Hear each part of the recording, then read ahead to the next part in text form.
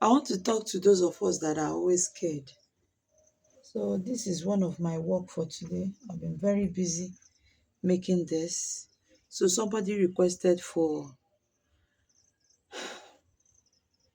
20 pieces of this in different colors. So I used crepe.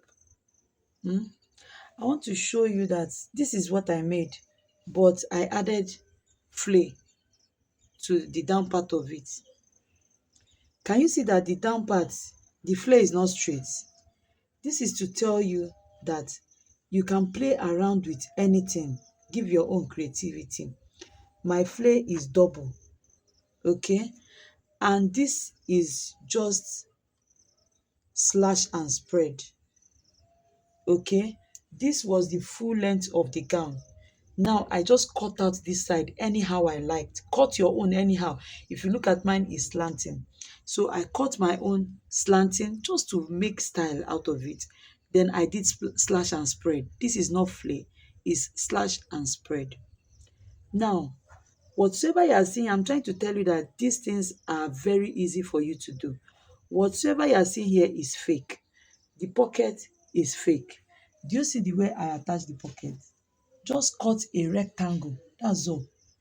Rectangle, and bend it, okay? I first use gum to bend the pocket before I now stitched on it. Now I used 3 yards for this particular 3 yards of crepe for this particular style of gown, okay? I used 3 yards. Now make sure you use same matching thread. Do you understand? So on the two sides you are seeing, look at it, I didn't even weave it, but nobody will notice it. Just bend it with hemming gum first. After bending with hemming gum, then stitch it. Is a fake what? Pocket. Now, including the zip is what? A fake zip. There's nothing inside. I'm still going to turn it inside out to be able to show you to be able to show you how the inside looks like. Now,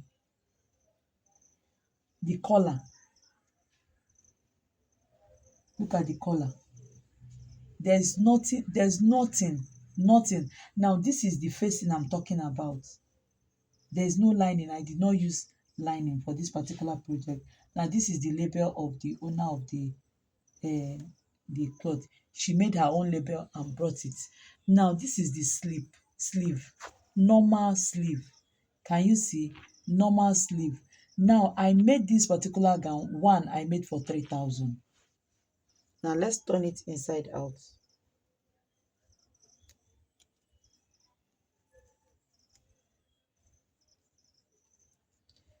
I actually have the button, okay? Now this is what held the style inside. I attached a button inside. Do you understand? So when you are buttoning it,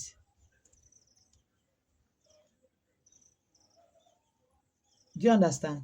This place is going to go inside. So this person will button inside so that the outer part can stay. So this particular one is fake button just for the design. Can you see? It's fake button just for the design. The zip too is fake. Okay, I'll be showing you the inside. Now, very simple. There is a dart on this cloth, okay? But look at where the dart is on the bust area. So just remove a little, so that the bust area will cup. Can you see the way it cupped? Can you see? There's a difference here. If you observe, there is a difference here. Cup it here. Remove. If you don't know how to place that, and I use shoulder dart. Very simple sewing. Let's check the inside.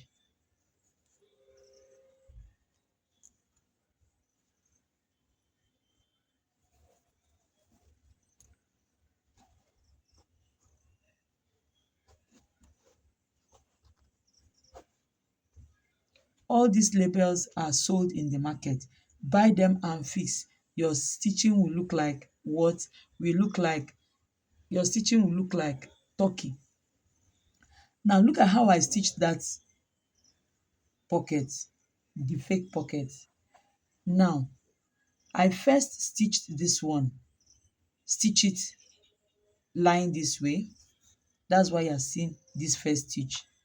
Then I turned it over and stitched top stitched on top. That's why you have two lines. Now, this is the part for the zip. Okay, this is the part for the zip.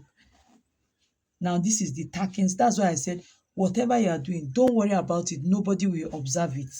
So far, your sewing is neat. Whatever rough inner work you did does not really matter. Now, did you see the facing I cut? It's now the facing that you are going to lay with soft stay. Look at it. It's called cotton stay. Use cotton stay so that it will lay well.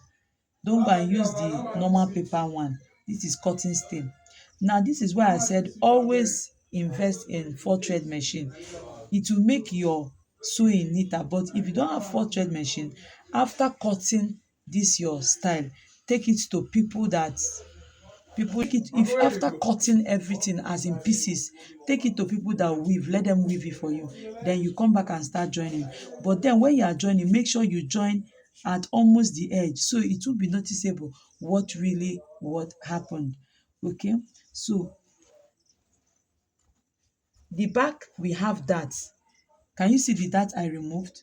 This is quarter inch on the waistline, quarter inch on the, so half inch by both sides, meaning I removed 1 inch from the back.